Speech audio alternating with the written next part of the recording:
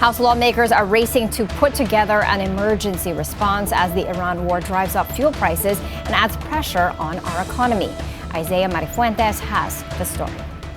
Thank you, Majority Floor Leader. Upon the order of House Speaker Bo J.D., the first ever joint committee hearings of the House of Representatives regarding the impact of the war in Iran in the country will begin on Wednesday.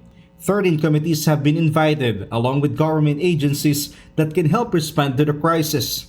In an exclusive interview with Billionaire News Channel, House Committee on Energy Chair Jose Alvarez said that government infrastructure projects should be suspended so funds can be reallocated to affected sectors.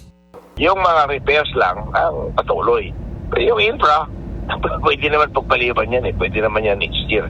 Halimbawa, pero vital sa akin yung farm to market roads para gumanda yung ani natin para wala tayong gutom.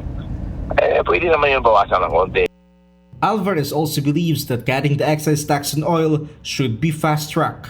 At pwede naman mag-proactive yung Department of Energy. Alam naman nilang mapapublish talaga yan. Alam naman nila. Because now is extreme urgency. This is not an ordinary problem. This is the problem of the whole country, if you ask me.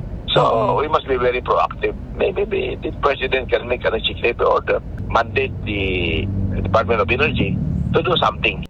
Meanwhile, Kamanggagawa Party List Representative Elison Fernando warned that the current crisis could lead to looting or food theft if not immediately resolved.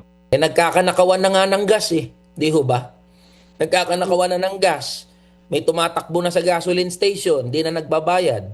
So, malayo ba sa realidad? Tingin ko hindi malayo sa realidad yan. It is a possibility at malapit na malapit mangyari yan.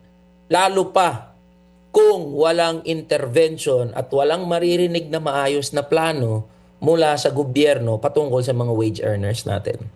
Manila 2nd District Representative Rolando Valeriano is also set to file the Ahon Bill. Under the proposal, the government must provide 3,000 pesos in wage support for minimum wage earners and a 250,000 peso interest-free loan for small businesses. Earlier last week, DSWD Secretary Rex Gatchalian said he would attend the House joint hearing regarding the crisis.